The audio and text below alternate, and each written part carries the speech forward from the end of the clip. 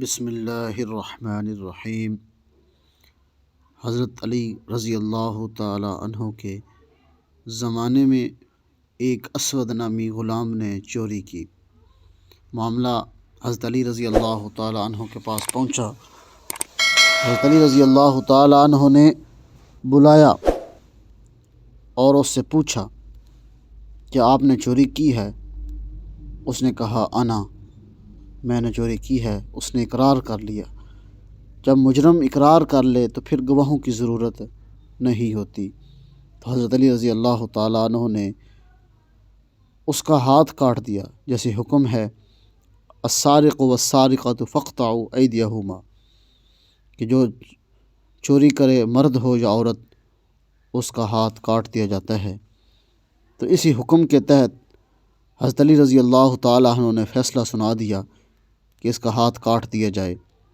چنانچہ اس کا ہاتھ کاٹ دیا گیا۔ تو اپنا ہاتھ لے کے وہاں سے نکلا۔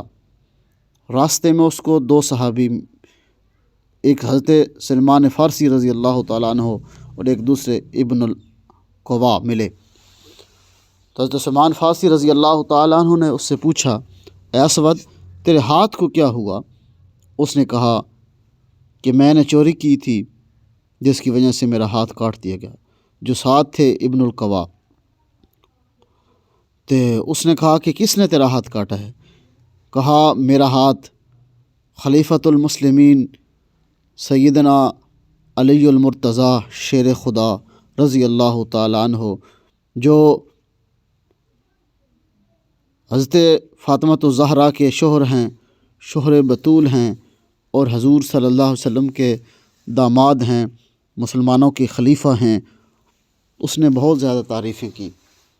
تو ابن القوا کہنے لگا، عجیب بات ہے کہ جس نے تیرا ہاتھ کاٹا، جس نے تجھے سزا دی، اور پھر بھی تو اس کا اتنا محب ہے، اتنی اس کی تعریفیں کر رہا ہے، تیرے اندر اس کے بارے میں کوئی بغض نہیں ہے، تو نے اس کے بارے میں برا نہیں سوچا؟ تو ابن القوا کو اسود نامی غلام نے جواب دیا کہ انہوں نے میرا ہاتھ کاٹ کے مجھے جہنم سے بری کر دیا ہے، میں اس کی تعریف کیوں نہ کروں کہ میں نے خود چوری کی ہے، میں نے اقرار کیا ہے، اور اسلام میں چوری کی سزا یہی ہے، تو میں اس پہ خوش ہوں۔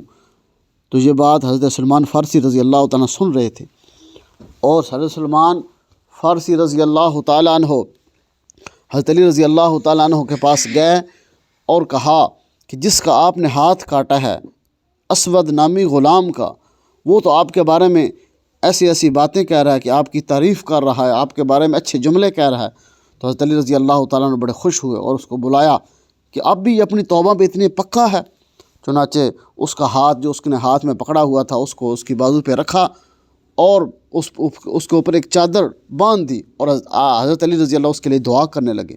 اس کو تفسیر کبیر میں بیان کیا گیا ہے۔ تفسیر کبیر جلد 21 میں صفحہ نمبر جو ہے وہ سورہ کہف کی آیت نمبر 11، صفحہ نمبر 75 پہ تفسیر ابن کثیر نے، تفسیر ابن کبیر والوں نے اس کو بیان فرمایا ہے کہ حضرت علی رضی اللہ تعالیٰ دعا کرتے رہے، پھر آواز آئی کہ ارفع یادہ کا، اپنے ہاتھ سے، ارفع ردا کا، اپنے ہاتھ سے اس چادر کو ہٹا لو۔ جب صحابہ نے اس کا چادر کو ہٹایا، کھینچا، تو اس کا ہاتھ جڑ چکا تھا۔ اس نے اپنی پکی توبہ کی تو اللہ رب العزت نے یعنی چوری کی سزا بھی مل گئی، گناہ سے پاک بھی ہو گیا، اور ہاتھ بھی دوبارہ جڑ گیا۔ الحمدللہ، اللہ عمل کی توفیق نصیب فرمائے۔